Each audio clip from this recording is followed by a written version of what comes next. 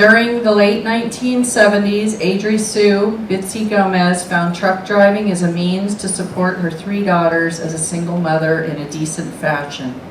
Truck driving paid about $500 per week in the 1970s, which was good money for a woman, though the sacrifices were great. She had no family support system in place to help her with child care while she was on the road. She had to search out neighbors and friends to babysit while she was away. The compensation that she paid was barely enough to cover their food and laundry. Without truck driving, her alternative was to provide for her children was to remain in an unhappy relationship or go on welfare. Both, she said, left her feeling degraded.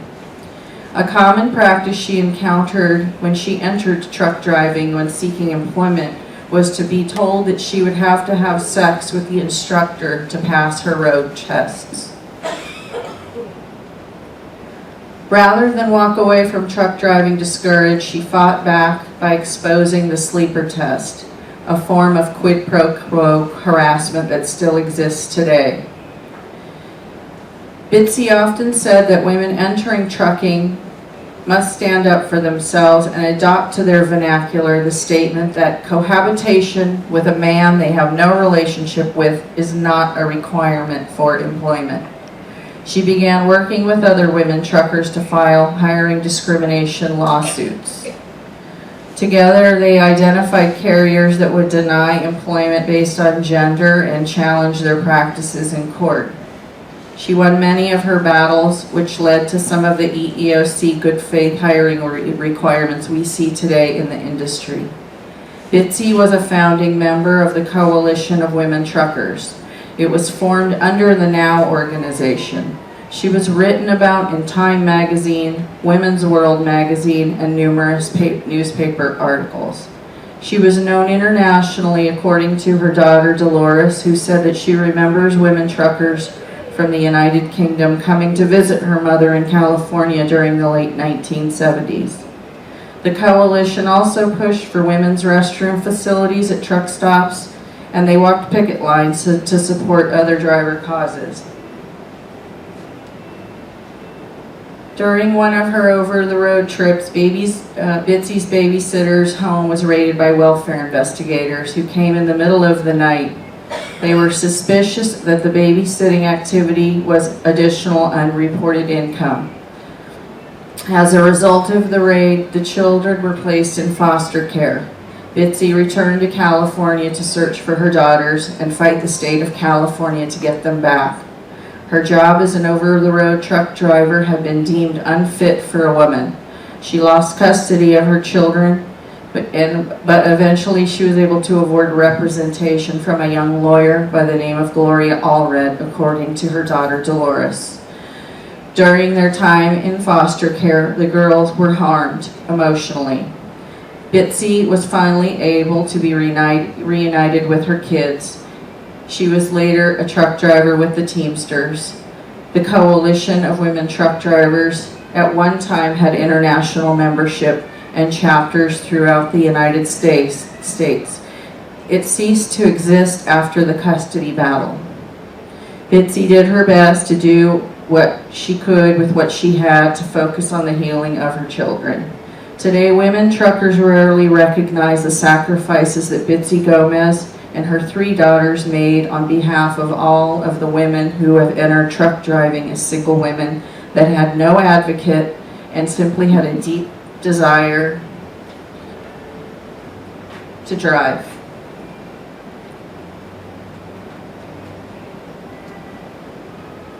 This award, the Queen of the Road Award, is being given posthumously to Dolores Gomez. Bitzy was killed in April of 2015 when she tried to cross the street as a pedestrian. And she's not with us anymore, but she is with us because her daughter's here. And the few times I did get to talk to her on the phone, she was a very powerful woman. And you could tell she loved trucking, and she was just a fireball. A lot of the people don't realize that I tracked her for several years, going to her former places of residence, talking to her old landlords, trying to find out if she was still alive. And I'm really happy to know that her daughter's here, and I met her brother, and being able to connect the dots to this. So Dolores, if you'll accept this for your mom.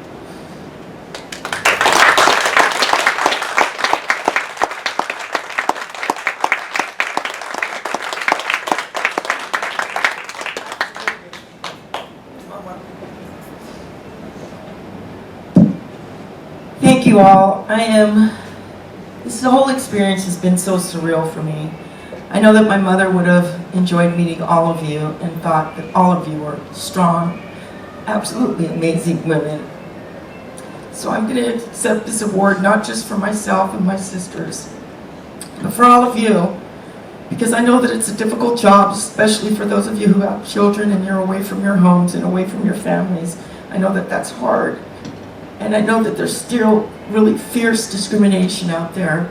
And it's a battle every day to do what you do and hold your head up high and get in that truck and be proud to do what you do.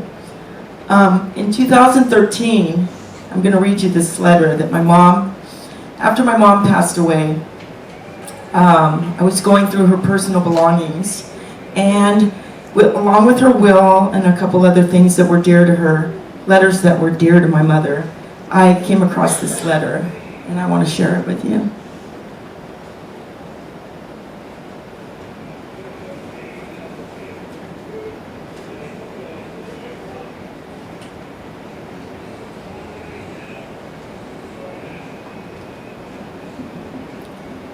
Dear Bitzy, I hope I've not overwhelmed you with my appearance at this untimely manner in your life, when your priorities are your health and your well-being.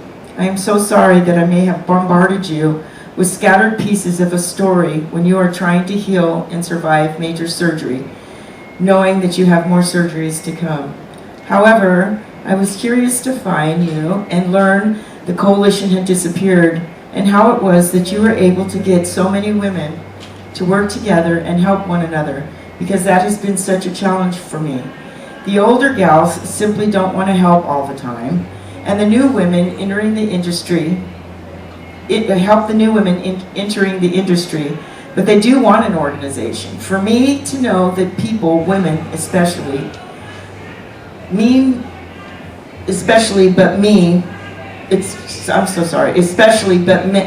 as well, having to pass the sleeper test as part of a truck driver training is unacceptable. I know that you made it so that many women were welcome applicants to carriers, and therefore we need to continue to advance. Unfortunately, many other seasoned drivers do not wish to help change the climate in the training by carriers where women are being hurt most. I guess I just wondered if it was the time and the place that brought you all together, and we just are now living in a very selfish decade, or what? I get emails from women put off of trucks in remote areas weekly, and they have no one to write except for me. But I am just one person who has lived what they have experienced, that actually cares enough to tell them what I've learned from that experience. Many days I just want to walk away and never answer another email or phone call on the topic. But then I feel like someone needs to answer them and say, no, you are not crazy. This is a problem with many carriers, and no one has gotten together to fix it. Anyways, I don't want to bug you. I know you have other concerns, and I hope that one day I could meet you. And I would love to hear your story and how you are all able to work together as women. You know, women are not too great at that, you know. So take care of yourself. Love, Desiree Wood.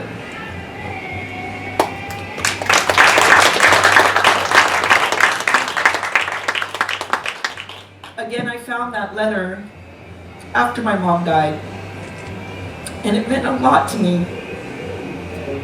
I'm going to read you a little bit about my mother. My mother was born July 13, 1942 in Chicago, Illinois. Her father owned a gas station and a tow truck. She was forced to attend piano and ballet and many other things that were supposed to make her a refined, proper young lady, all of which felt like punishment to my mother. At a very young age, she fell in love with trucks. So after my father left my mother in the projects with 3 little girls, she hung up her homemaking apron for a job that she knew she would love and that could support us.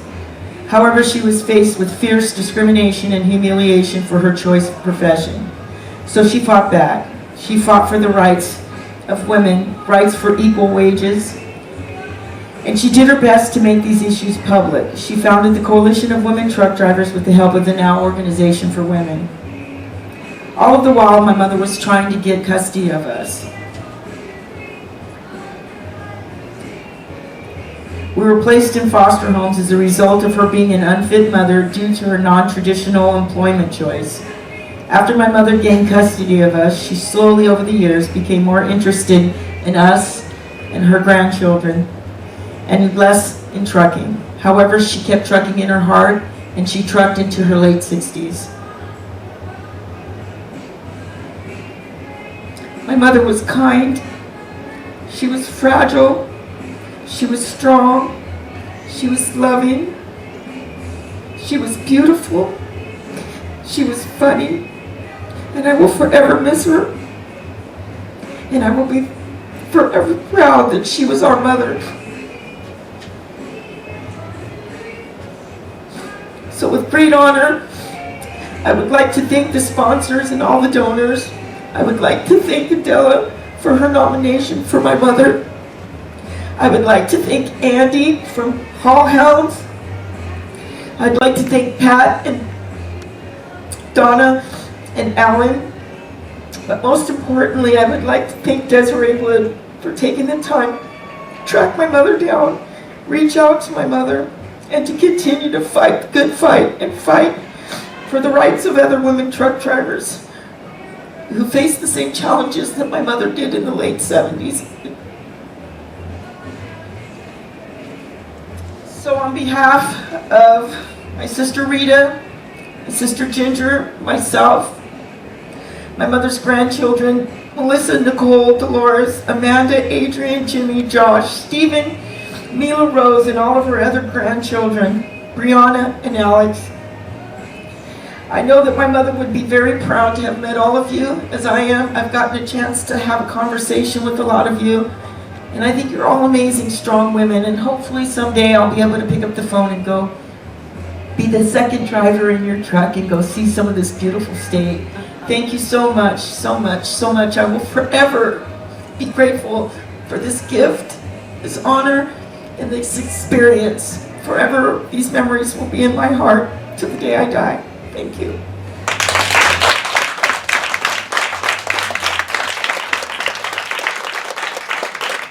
Oh, and I have to do this really quick, really quick. Just a small little song for you guys. I'm not going to sing it all. White line fever. Come on, ladies. Sickness born down deep within my soul. White line fever.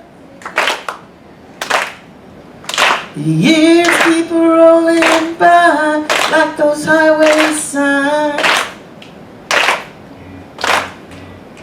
The wrinkles in my forehead, they show the miles I put behind me, and they continue to remind me just how fast I am growing old. Guess I'll die with this fever in my soul.